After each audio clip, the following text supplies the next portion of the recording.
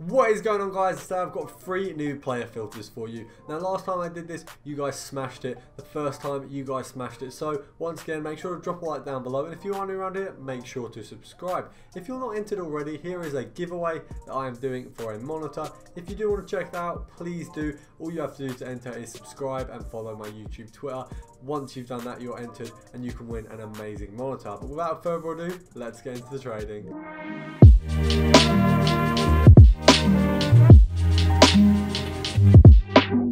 As you can see, guys, the first player we're going to have a look at is Danny Rose. He was very easy to snipe. Not a whole lot of his card actually came up, but most of them were easy to pick up. I don't think a huge amount of people would have actually been trying this filter. Now I managed to pick up one for myself, for my team, because I've managed to fit him in there, and I also managed to pick up 2 separately to that. So that was very good for me.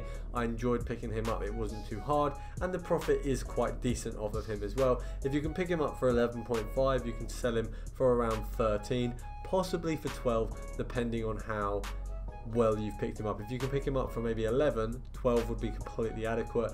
If you pick him up for 11.5, you have to sell him for a little bit more in order to make profit. So obviously you just need to check how much you pick him up for, and then check how much you need to sell him on for to make profit after EA tax. EA tax is obviously the one that does screw over a lot of people. It has sort of ruined me sometimes if I've got a really good snipe on a very expensive player and then realised it's 5% EA tax, and that has taken away the majority or all of the profit, and I've only broke even. That is obviously always a shame.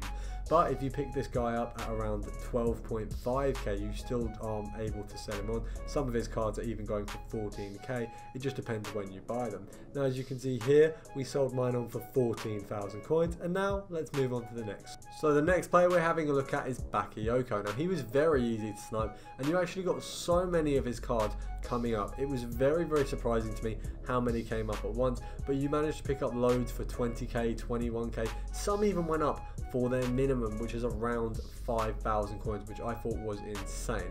But you can sell him on for almost 2k profit sometimes, depending on how well you pick him up, which I think is really nice. Bearing in mind he is one of the bigger players this year, someone who is obviously very prominent in the game, basically Kante's replacement from last year, and I would say he plays really similar as Kante did last year. So he is a very influential card. He's a card that is used by so many people, and you can still snipe him very easily. If you pick him up for 20k, you can easily sell him on for 22 or 23, and if he has got a chemistry style on him, you are definitely going to make a decent profit off of selling him on as well. Now I only managed to pick up 2 of him overall, but that is because there are a lot of people picking him up, but it is still reasonably easy to get him. It wasn't as hard as I actually expected, and there are a lot of cards, but as you can see, we sold it on for 23k. So if you pick him up anything less than 20k, there is huge profits there. So the final snipe is another centre mid in the Premier League, and that is Wijnaldum. Now we managed to pick him up for around 11,000 coins. However, you can get them going for around 10k.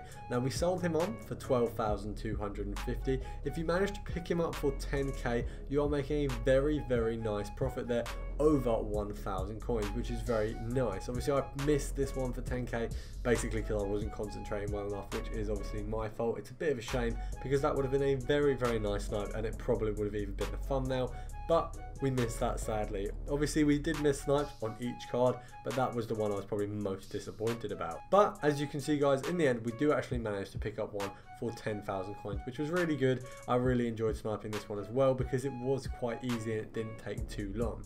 Now we're going to show you in a second here, obviously me selling on the card, just so you guys know that I'm not lying about it or anything. But if you have enjoyed this video, please drop a like down below. It really does help out the channel. Subscribe if you are new, and I will see you guys tomorrow.